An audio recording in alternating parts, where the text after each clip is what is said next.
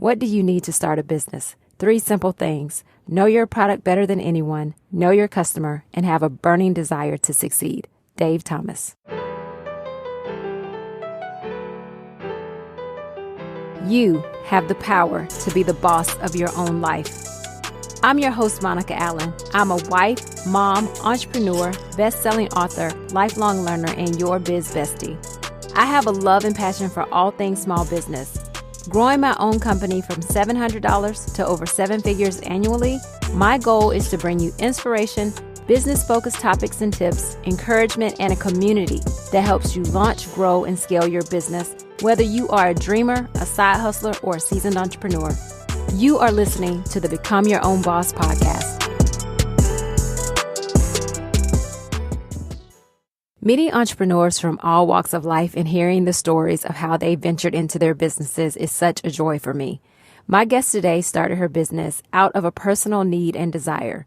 Owner and founder of Staats Solutions, Jennifer Staats, is the driving force behind the success of a leading operations and marketing consulting agency for real estate brokerages. Who knew that was even a thing? But I tell you, this is what I love about what I do because I learn about so many different businesses and it's so thrilling to me. I cannot wait for you to learn about Jennifer and hear more about her venture into entrepreneurship.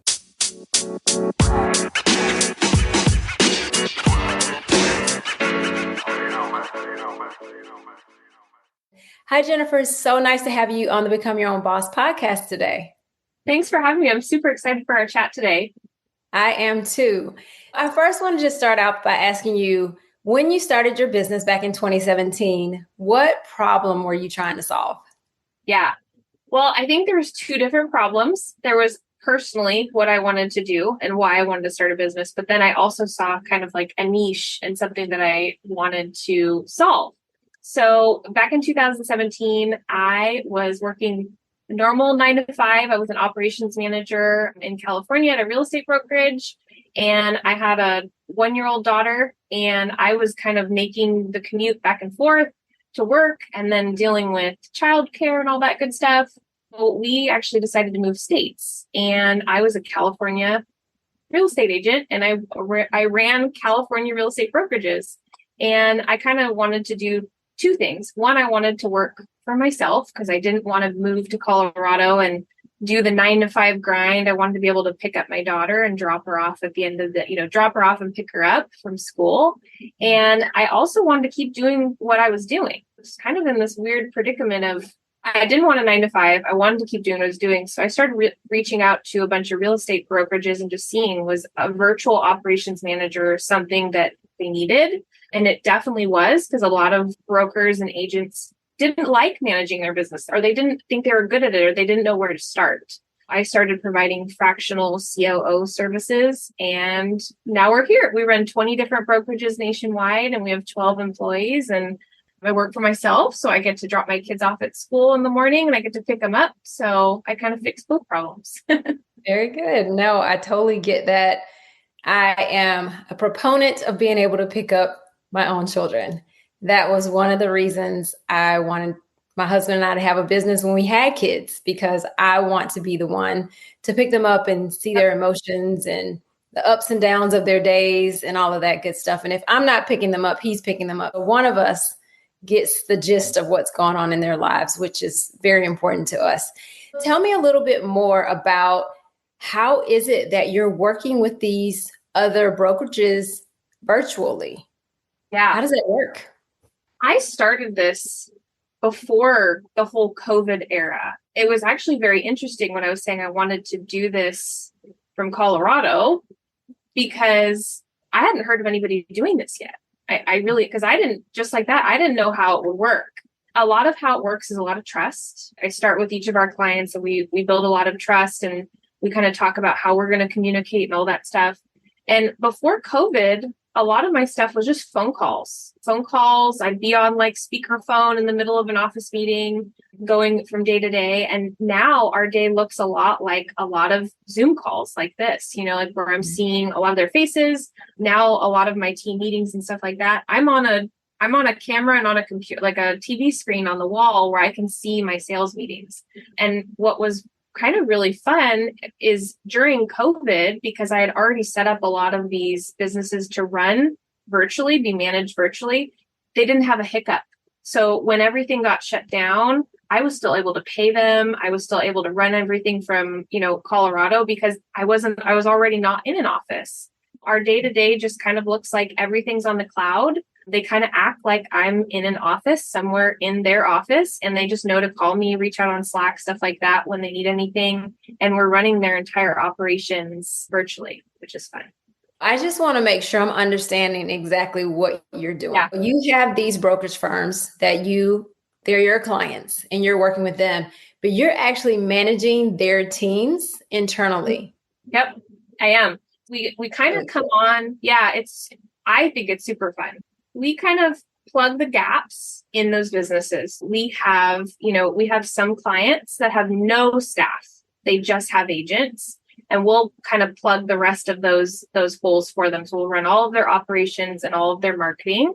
I'll oversee some of their agents. So I help them recruit. I help them bring on agents. I'll help them with like crazy things. Like I can actually help them with like setting their printer and stuff up from Colorado. We kind of set up all of those systems ahead of time, knowing that the goal is that I can take all of that off of the broker owner or the team lead and make sure that I can do all of that stuff from here. Some of our other clients do have like an in-house office manager as well that I will also manage.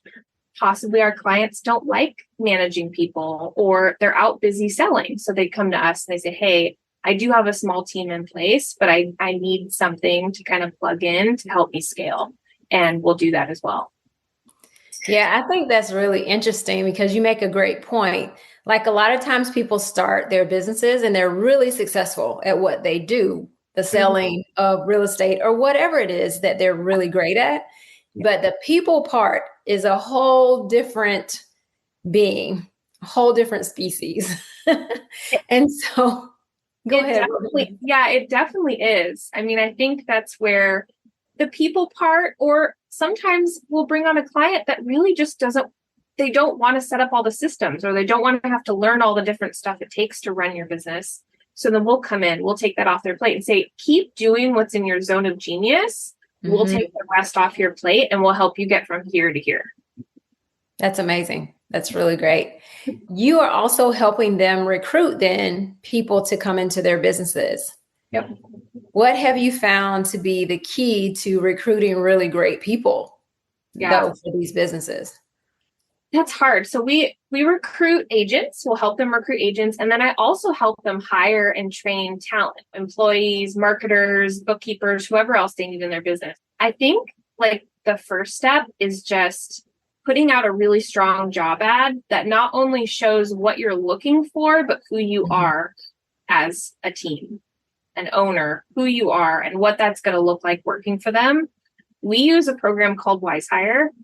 I love it because it puts people through, you can ask questions, you can post a whole job ad, it puts them through a personality test. So it actually gives me a very brief description of like what their personality and if they're going to be a good fit for the position.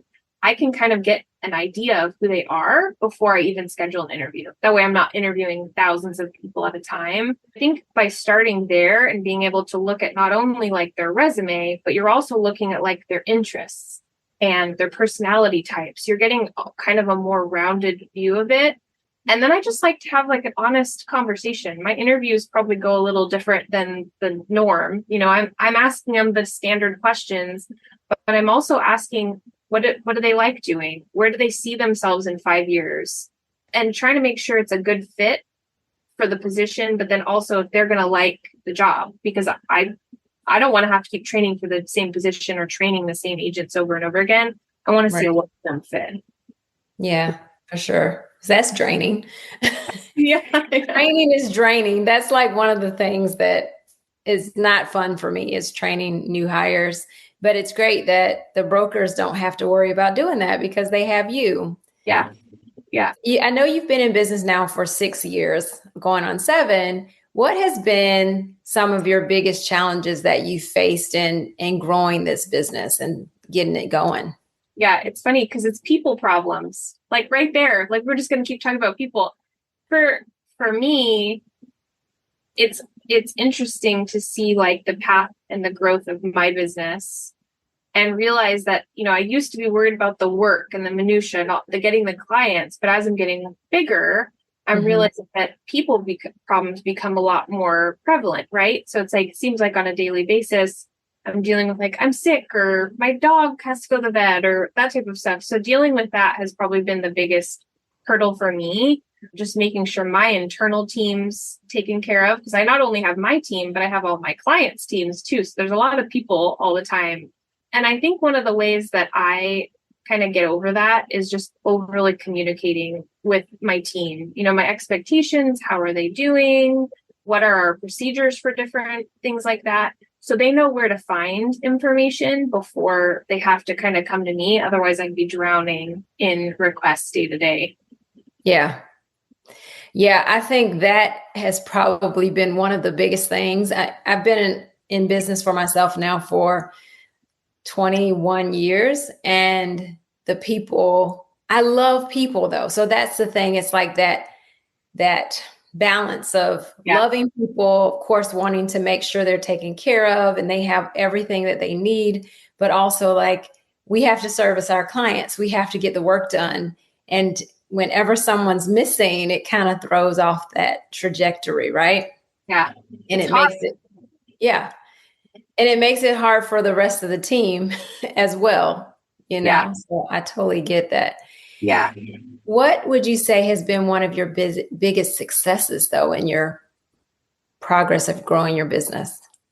I think it kind of comes off of that, too, is that I do this not only for myself, but I also do it for my clients as well, is that when we're going through each of these steps, right? Like we're going through hiring or recruiting, or we see someone leave, every single time I'm like creating steps for the next one, right? Because I always know that as once I've been in business for over 20 years, I don't want to have to keep recreating all of these steps. So every time we're onboarding someone, we're always tweaking our onboarding plan for both internally and for clients. And that way it's actually making it easier to grow, right? Because we're just kind of replicating the same system over and over again. We don't make it like super crazy fancy. It's just like, okay, this onboarding plan was missing these 2 steps. Okay. Go tweak it while we're in the middle of it. That way, it happens all the time in the real estate world. It seems like they don't just recruit one person at the same time, they recruit 5. So now all of a sudden you're trying to go and do all of this 5 times in a row. And all those steps just kind of come back into place. It makes it much easier to scale is when I have everything really documented and really like step by step out. Right. So let me ask you, how many people, I know you're COO to what you said, 12 other brokerage companies. 20 now. It's crazy. Oh, 20. Yeah. I knew we had a 2 in it, but okay, 20. Wow. How many people are you overseeing when you look at those 20 brokerages plus your team? Oh my gosh, that's crazy. There's probably roughly about 250 people in our ecosystem, if you will. But I have a really strong, amazing team that backs me up that is each in charge of a client. So we kind of work as little pods. And so each of our teams are kind of in charge of a few brokerages or teams. Okay. So it's kind of like a trickle down effect. So they're not all calling my cell phone. But it's fun though, because we get to learn so much from all of these different business owners and see every single different piece of the market. I love that. Now, when you began building your business, did you start with brokerages that you worked for previously? Did you go to them first, or were you kind of? I didn't actually. So when I started, I'm an odd duck, and I gave the brokerage I was working at 6 months notice because I had started his business with him. I was running some of his other businesses, and I was trying to sell my house in California. So I just told him like, hey, I will give you as much notice as I can with the understanding that I'm going to try to start my business on the side. So like during, I would get there early and I'd start working on it in the morning. I'd work on it like during lunch break. And then when I got home at night, I just started reaching out to other people, or I started posting some job ads, stuff like that. And it kind of just came from that. They would just reach out and be like, hey, yeah, I want to start a brokerage. Where do I start? I'm like, okay, I can offer this service and I can help you. And it was just me at the time. I didn't have staff or anything like that. And I kind of built it to a couple clients, and then I started hiring just to get some help. That's great. So that brings me to another question, because I feel like, especially with solopreneurs, when you initially start, how did you decide how to price your service for people? I totally underpriced my service when I started, like 100% underpriced myself. I'm still digging myself out of that because I still have the same clients. Funny enough, when I started day one, I still have those clients, and I'll circle back to like that conversation that I recently had. But I started by just trying to look online. What are other people that I think are kind of doing the same thing? What are they charging? Mm-hmm. But what I quickly realized is that no one was doing what I was doing. So I kind of just priced myself as to what I would like to receive as like a new business owner. And I was happy with that price. But as I started realizing I needed to hire, I realized that price needed to be a little bit higher. And then I started realizing that, I had to underprice myself to start with, which I was fine with to begin with, right? Yeah. But those clients have followed me for the last 6 years, and my prices more than doubled. And it was funny because my last client that I was talking about upping their prices recently, I never even got to the point where I had to have that tough conversation with him. He was like, Jennifer, you're worth 3 times as much as where we started out as, because look how much you've learned over the last few years. And he told me, he's like, I think you're worth X. And funny enough, that was exactly what I was going to tell him my new pricing was. And I mean, we more than doubled his price since we started, and he's perfectly fine with it. Well, why too is because you're bringing a valuable service to him. His business, his people. It's hard to replicate that quickly. It makes sense. Yeah. That's great. I always am curious, because I think we all underprice ourselves initially.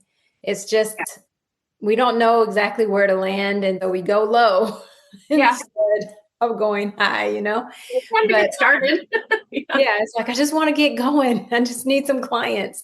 Yeah. So I totally understand that. But that's good. I'm glad he understood that you needed to raise your prices, and I'm glad that you're going forward with higher prices and knowing your worth. And, it definitely changes when you have a team of people that you're responsible for, and making sure that they get a paycheck every few weeks, right? Yeah. Totally. How many kids do you have now? You started with a daughter. Yeah, I started with a daughter, and she was born in California. And then as I was in the middle of building my business, we moved to Colorado, and I quickly got pregnant with my second daughter. We have 2. They're 4 and 6 now. Oh, great. Okay. Well, I love the fact that your first was like the catalyst for pushing you out there into the world of entrepreneurship. That's exciting. Yeah, that she is literally my why. Like that. I had never even really considered it before. I mean, I was a realtor, so I was an entrepreneur anyways, but it didn't matter to me. The whole 9 to 5 thing didn't bug me before. I would work until midnight if I needed to. And then all of a sudden, a daughter, and I was like, wait a second. I can't continue doing this. Like, I want to be able to drop her off and pick her up and do all the things, and like take her to baby gym class was like the silly thing I wanted to do on a Thursday. And I would realize I can't do that with a 9 to 5. Right. Like they were all at 10 a.m. And so I'm happy to say now I take Thursdays off. I always do stuff with the kids on Thursdays. It's like my mommy day. And then I work less than 30 hours now. It's amazing.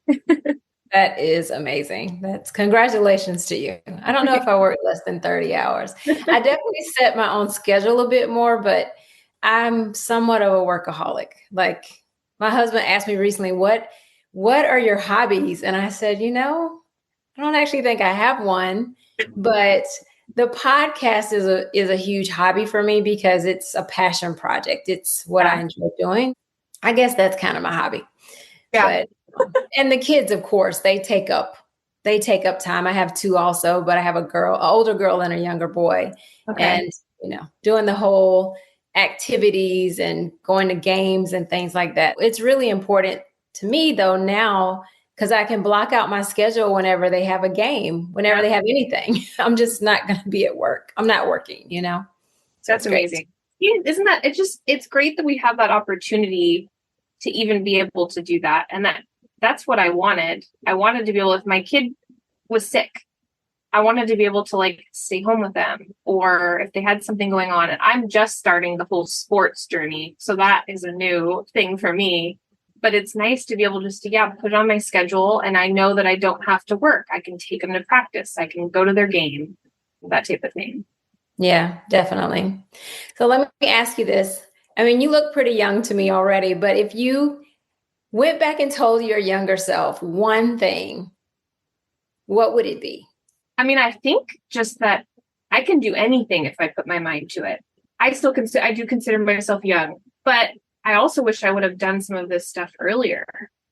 It didn't even dawn on me that I could create what I've created in such a short period of time. I think I not only undervalued myself when I was pricing my initial services, but I think I was just undervaluing myself even as an employee.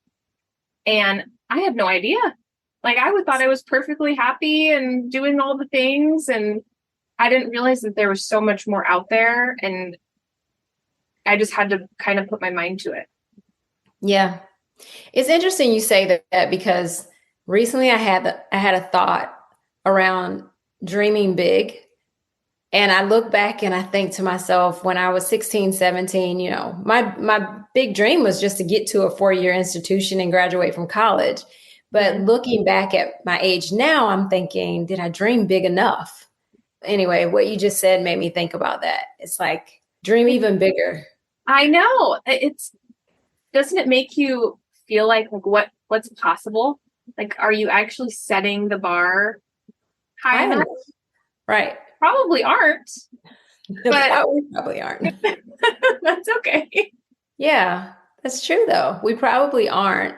And not to say that we want to stress ourselves out, we don't want to be this ball of anxiety, but are we setting the bar as high as we could for our potential? Yeah. Yeah. Tell me, what is it like to be really kind of managing over 250 people? How do I know you have teams, the pods that are working with the teams, but how are you as a leader managing your people so that they manage their people well?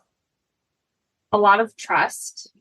And that took a while for me not to want to because I started, there was different stages in my business where at first I was doing all the work myself, right? It was Jennifer Staats, right? And then I slowly realized that for multiple reasons, one being I really wanted to maintain the fact that I didn't want to work 100 hours a week. So I eventually needed to have someone else helping me move things along. That was probably the first thing.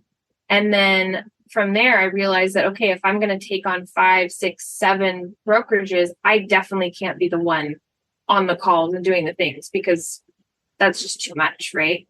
So I really had to slowly start hiring the right people and setting up the system so they knew what they were capable of before they came to me. I really set a lot of structure and a lot of trust within my staff so they know exactly what my expectations are with the clients. And then I work really hard when I'm bringing on our clients, also setting expectations. That's a big one for me, is setting expectations from the very beginning so they know when our business hours are, we don't work weekends, who the contact person is, those type of things. Because with this many different people within our Staats ecosystem, if they were all calling my cell phone, I would go insane. Right. And they're not going to get the service they're expecting too, because I can't get back to all of those people. So I think that's the biggest thing is because there's so many different people involved, setting the right expectations from day one is probably the biggest learning experience I've had. And then 2, it's one of the most important things because then the client knows, because they don't mean to do it half the time. They're like, oh, I just thought I would call you. And I'm like, no, you want to call, this person because they are working on your stuff. They have access to everything. They're right in front of it. They're going to give your agents 100%. Whereas, I'm managing my team and the expectations, but I might not know what that email said that, yesterday at 1 p.m. think setting good expectations up front makes it successful for everybody. Yeah, definitely. Now, does your team of 12 people or so, do they work virtually as well, or do you all? Yeah, they do. Originally, when I first started and I moved to Colorado, I kind of had this goal that I wanted everybody to live in Colorado Springs so we could see each other, every other week or something like that. And during COVID, we had a virtual office space. We would come meet every other week or so and at least get to see each other in person. And we had some feedback from some of our clients like, hey, I know you guys are meeting in a small conference room every other week. What if you guys all get sick?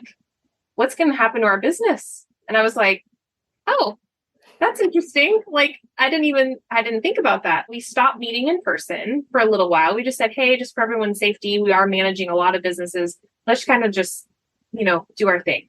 Right. And then I decided, hey, this is actually going really well. I love seeing you guys in person, be able to give you guys hugs and stuff, but we kind of got feedback from the team that it wasn't really necessary. So we started hiring everywhere. Now we hire in all 50 states, and we use a PEO called JustWorks, which allows us to do that easily, where I don't have to have like a full-time HR department in order to do that. Everybody's virtual, and they're currently all still in the States, but it allows them a lot of their own flexibility. So we do flexible schedules for them. They can kind of go wherever they want to be or live wherever they want to be. And yeah, and it's been really successful. Everyone's pretty happy. That sounds great. That sounds really cool. Now tell me, tell me about one of your biggest hiring mistakes. Have you had one of those? I recently had a pretty bad one. I think my biggest hiring mistake is not listening to the red flags in the beginning. I'm a big bleeding heart, want to just believe the best in everybody I've seen and met. And there's been so many situations where my husband's like, red flag, don't do it, red flag. And I'm like, no, they're great because of these 10 reasons. He's like, okay, but in the back of your mind, this is going to be an issue. And I'm like, no, I just want to pour into them. Like I can, all these things. I would say the biggest thing I could say is if there's something in the back of your mind that is telling you it's not a good fit, you're probably right, and trust your intuition. Yes. 100%. I have ignored so many of the gut feelings that I just knew it wasn't right. But I'm like, I'm like you. I'm like, boy, it'll be fine. Yeah. With training and love and attention. Yeah. No. Yeah. That's probably my biggest thing is there's been a couple where I just really wanted, I heard their sad story, or I thought that, yeah, if I loved on them and I poured into them, it would be a successful relationship, and it wasn't. And that's okay because we all learn from it. Not every employee is going to work out long term, but I love if they would, but just definitely listen to your gut. Yes, for sure.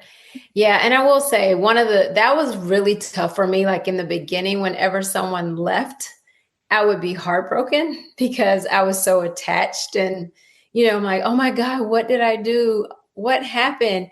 And I came to realize that, people have their own goals and dreams and aspirations that may only have me involved in it for a time.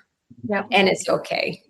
Yeah. That is one of the things that I had to get over, Wow. It sounds like you've had a great journey though, this past 6 years. And it sounds so exciting. The fact that you took this idea, right? And you executed on it and you made it happen. Yeah. So very exciting. It's been an interesting ride.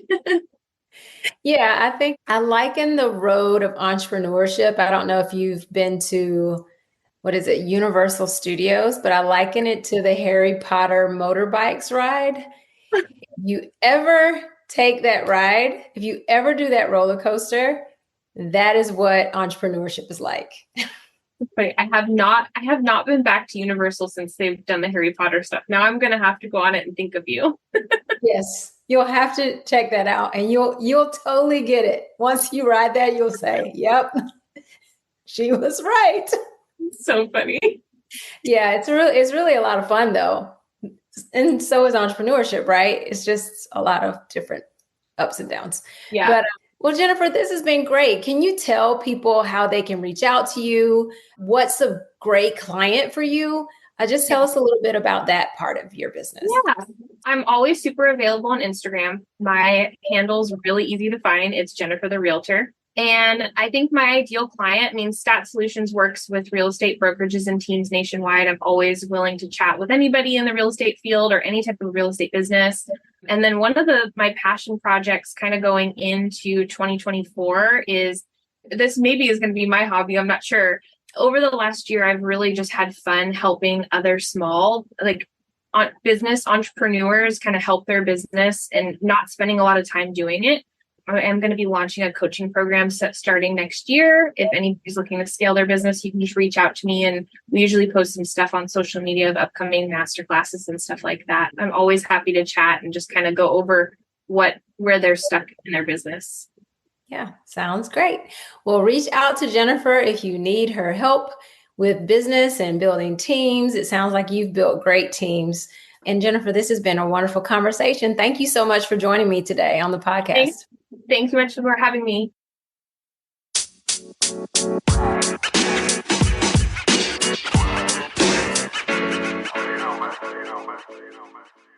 Thank you, Jennifer, for joining us today and sharing so many insights.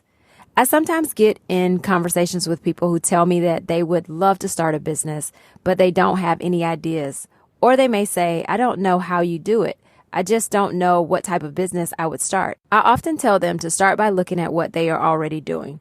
I suggest that they take a look at their current expertise or profession and ask themselves if there's something missing within the service or industry that they could better fulfill. That is what Jennifer did. She took the profession she was already in and channeled her expertise into a business that works for her and her family. It's really cool going back and listening to episodes that I sometimes have recorded months prior to bringing them to you. I sit back and I listen and I learn as if I've never heard it before. And these are a few of the things that I took from my conversation with Jennifer. First of all, she spoke of 2 different products or 2 different services that she's using. One is called Just Works and one is called Wise Hire, which I'm going to personally check out because we recently did away with the company we use to handle some of our hiring and questionnaires and all of that stuff when it comes to hiring new people. So I'm going to check out Wise Hire. And then 2 huge points that Jennifer made is listening to your gut, which I have been so guilty of not doing, especially when it came to hiring people, and our conversation around dreaming big. Are you dreaming big enough? As we begin to dream big, I want to remind you that I'm hosting my annual Live Life by Your Design workshop. It's on December 7th. I have a session at 10:30 a.m. Eastern and 7 p.m. Eastern. This workshop is for you if you're eager to turn your dreams into achievable goals and crave a life beyond the ordinary. This workshop is a beacon for aspiring entrepreneurs, determined professionals, business owners, and anyone ready to embrace their true potential and craft a fulfilling, purpose-driven life. It's for you if you're ready to dream big as we move into 2024. This workshop is free, and you can sign up by seeing the link in the show notes or by going to monicaallen.com and clicking the Live Life by Your Design link at the top of the page. Thanks for tuning in today. You are amazing. Let's dream big together. Take a moment to rate, share, and subscribe to the podcast. Follow me on Instagram at Become Your Own Boss Podcast. And always remember, now is the time. Now is the time to level up, leave a legacy, and become your own boss.